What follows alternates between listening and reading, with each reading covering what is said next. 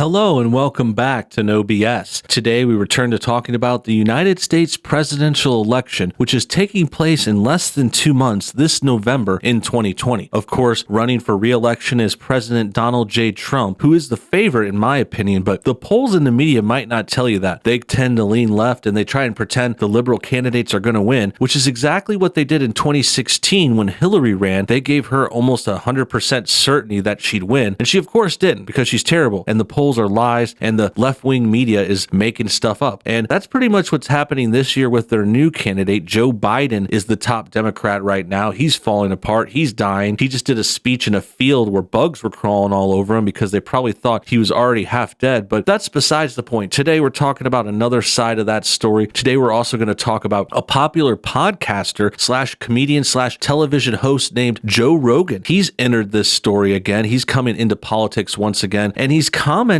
on the situation. Previously, we did a couple of videos where Joe Rogan said some not so kind things about Joe Biden. Biden, of course, is falling apart. He's obviously mentally deteriorating, and Joe Rogan commented on that. He wasn't the meanest guy in the world or anything. He's usually pretty nice about this stuff, but he just basically said Biden doesn't seem fit. He doesn't seem like he's ready, and also he compared him to like a flashlight with a low battery at one point. Joe Rogan was just trying to make it funny and saying that Joe Biden is like some kind of flashlight with a half battery that's kind of flickering, like you have to have this flashlight. And his example, he was going into the woods with a half-powered flashlight, and that's what it would be like if Joe Biden was president. And that's just the recap, and that brings us to the news story. As you could see by this tweet, Trump jumps on an offer to have Joe Rogan moderate debate with Joe Biden. This is something that came up in another recent Joe Rogan podcast. He was talking with someone else, and the idea came up for Joe Rogan to moderate a debate between Biden and Trump, and most people are pretty on board with this. This sounds like a great idea. This actually sounds like something that could be more fun and more interesting than the actual official debates. Those will be good too. Those are still happening. I believe there's supposed to be 3 between now and the election. The first one comes at the end of this month, about 2 weeks from now. And what Joe Rogan is suggesting is, hey, I'd host another one. If you guys want to add another meeting, another debate, let's do one. And he kind of had like a different idea for it too. He's like saying, hey, let's do it on the podcast,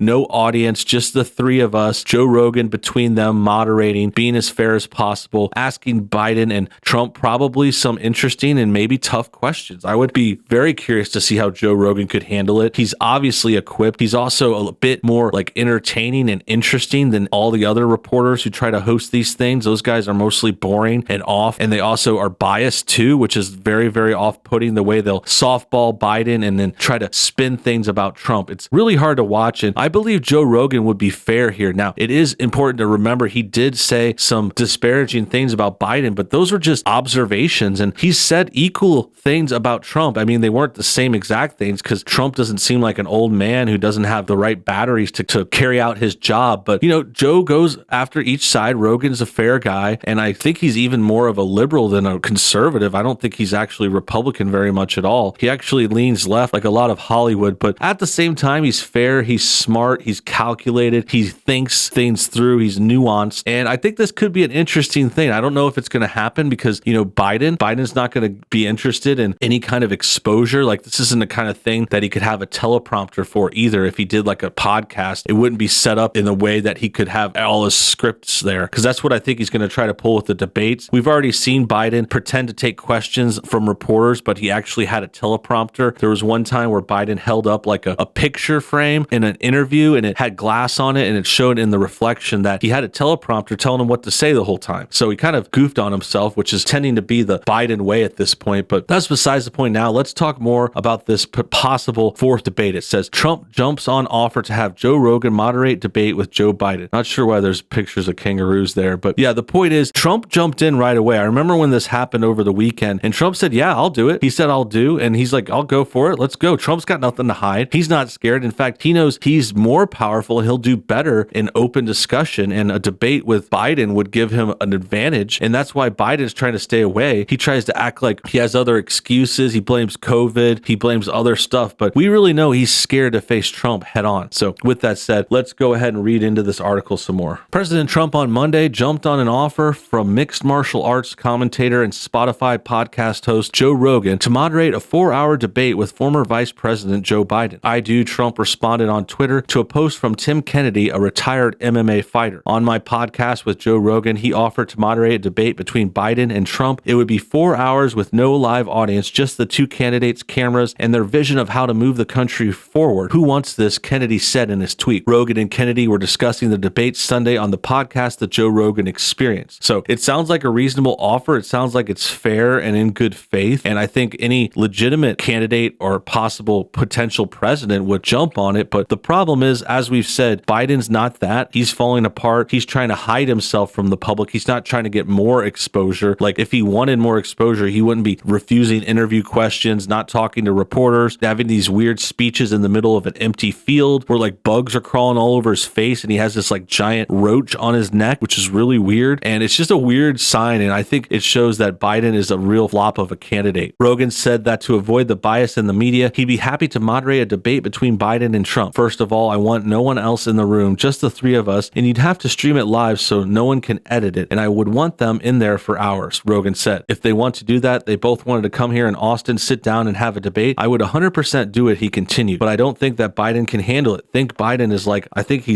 people get mad at me for saying this. I think there's something wrong. And I don't think there's something wrong because I'm guessing or because I'm pro-Trump. I've seen him fall apart, Rogan said. The two candidates have agreed to 3 debates with the moderator selected by the Commission on Presidential Debates. The first debate will be held September 29th in Cleveland, the second October 15th in Miami, and the third October 22nd in Nashville. The moderators are Kristen Welker of NBC, Steve Scully, the political editor of C-SPAN, and Chris Wallace of Fox News. Pretty much, these are supposed to be big reporters that we know about, but they're just, they're just random reporters. They're all biased. NBC is obviously pro-Biden. Scully might be somewhere in the middle because he's with C-SPAN. They're more of like a neutral public broadcasting thing. And Wallace is supposedly with Fox News on the right wing, but he's also already interviewed Trump and showed that he's kind of a bit of a rhino. He's a bit of an old school Republican who doesn't necessarily like Trump right now, but that's besides the point. I think really the greater thing here is Joe Rogan is rising in prominence. God bless him. I know he just left YouTube, which is a big loss. He's moved his show to Spotify, but even so, I'd still love to watch this in one form or another. Joe Rogan has great shows. He's not the biggest Republican or anything either, but we don't need that. We just need people that are open-minded, that are willing to speak the truth like he does about Biden. Like he already says that Biden probably can't handle this, and that's the truth. And that's really what this is going to prove. They're going to turn this down and they're going to have some other excuse. But the truth is, if Biden was fit, he knows that his fitness is in question right now. So the best thing he could do would be to do this debate and to do well and to prove everyone wrong. But the problem is he can't pull that off. The dude is pushing 80. He looks like he's 90. He's got bugs crawling all over him because he's probably deteriorating greatly. He can't form coherent sentences, and he's not going to be able to do 4 hours with Joe Rogan and Trump. I think that's a little long, honestly. Like, I think 2 hours would be plenty, but that's what they're proposing. I'm not sure why they want to go so long. I think it's to prove like their endurance, and it's to show that they can hang not just for a short burst. Like Biden comes out and does a quick presser. He says a speech for 10 minutes, takes one question that's like pre-planned, and then he walks away. That's something that anyone could do. You could be 100 years old with cancer and you could pull that together out of,